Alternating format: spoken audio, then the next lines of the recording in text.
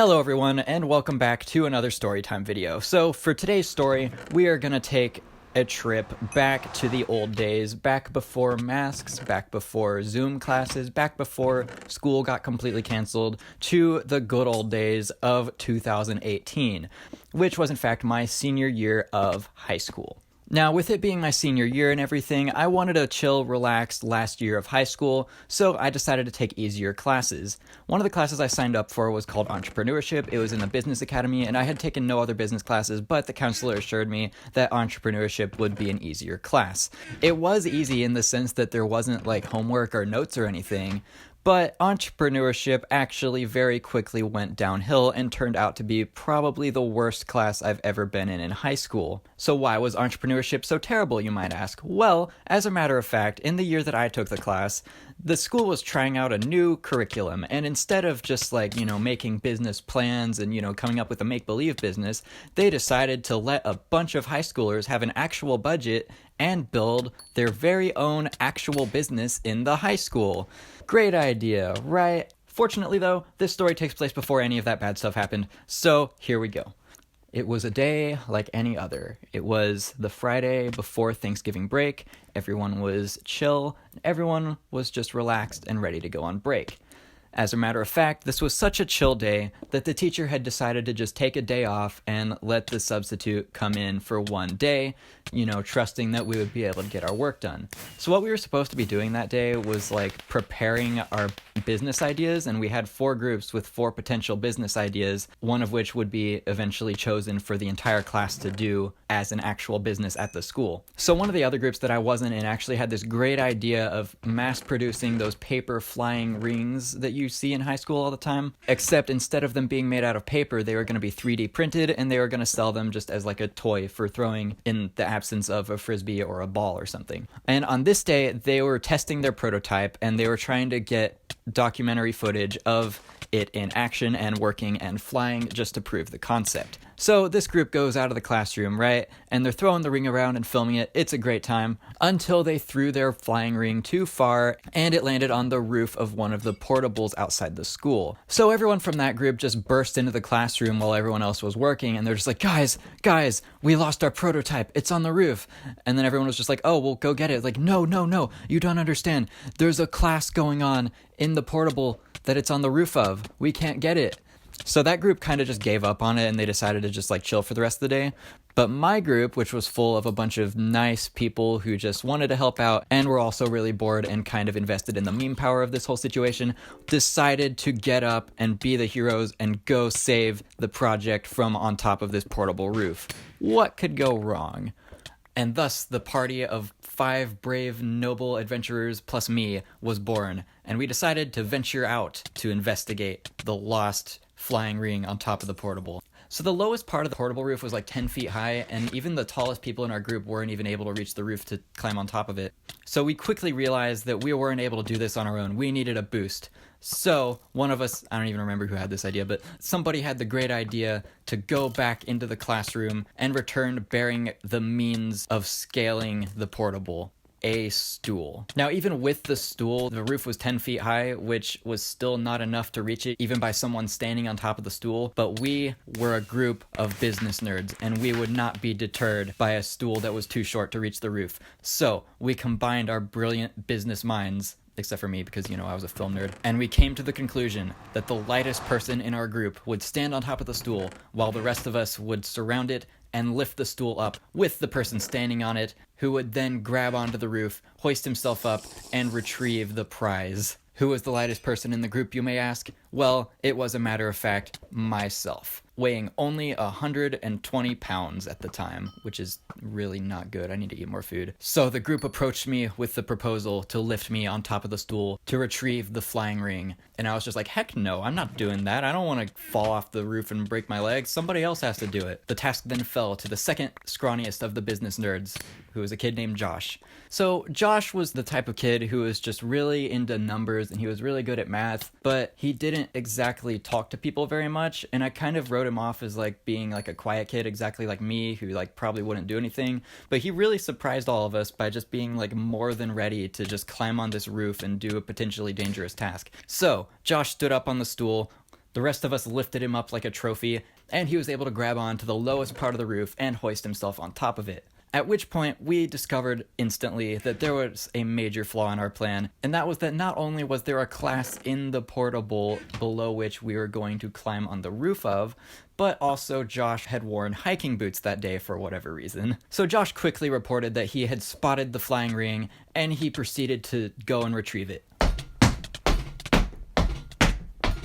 I got it! We all cheered as we celebrated the retrieval of the lost flying ring, and then we were stricken by a moment of horror. Our celebration was cut short as a shout ensued from the nearby parking lot, and we stared in horror as we saw all 6 of the high school's assistant principals marching towards us, looking very, very upset.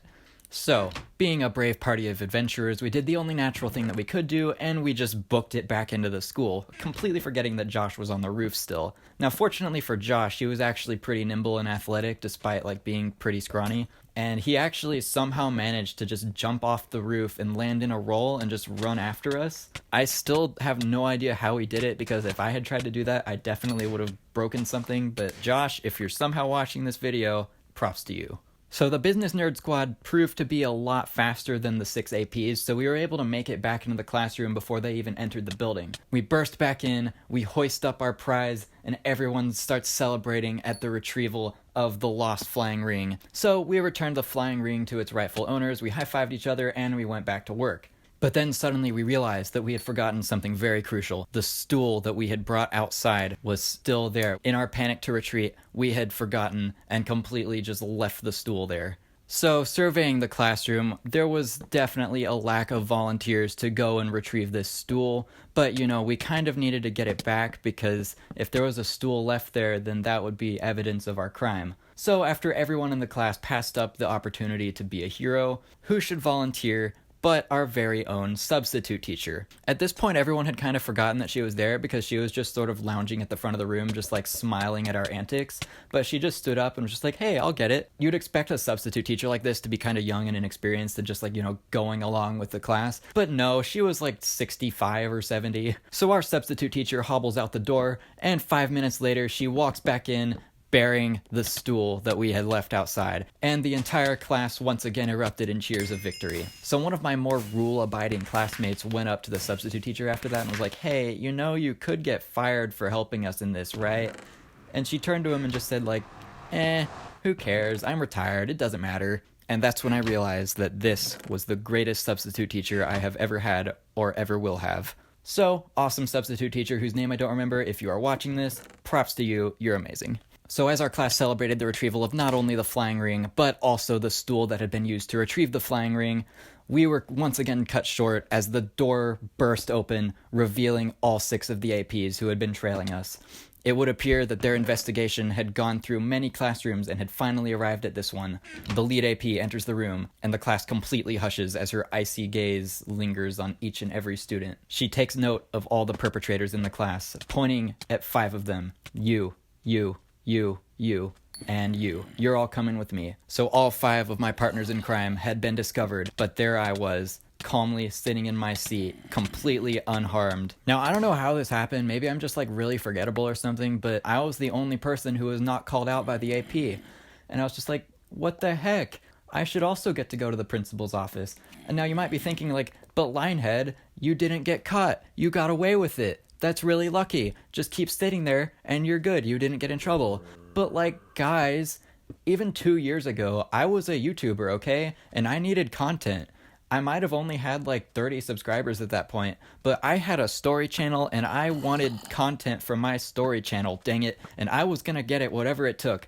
This story was already a perfect video, and no way was I going to miss out on potential content. So I got up from my seat and just stood in line behind everyone else as they marched us out.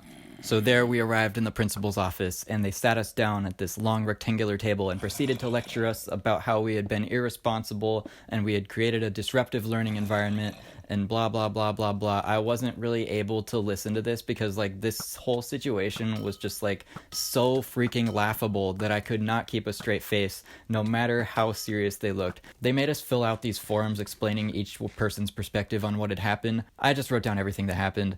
They were treating it like some sort of official statement, and at the time I thought it might be an office referral, And I thought it was like kind of cool to get a referral. Like, you know, I went through 4 years of high school without ever getting in trouble. It makes sense, okay? It's not weird. But they ended up just having us write these essays, and they filed them away in some document that has probably been recycled years ago by now. I never heard from it since.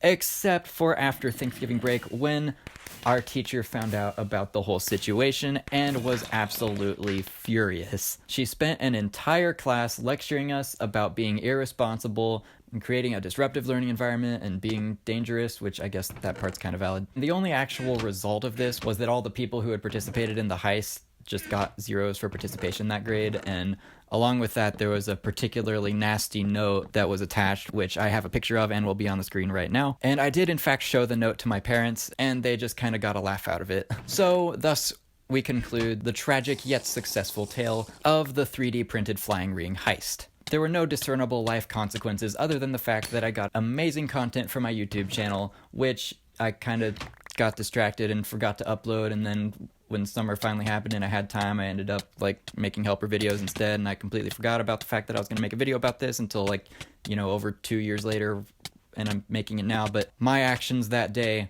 were for you guys. Now granted, there were only 30 of you at the time, but I had to let myself get in trouble for content, dang it. So anyway, thank you all so much for watching, and don't forget, follow your dreams.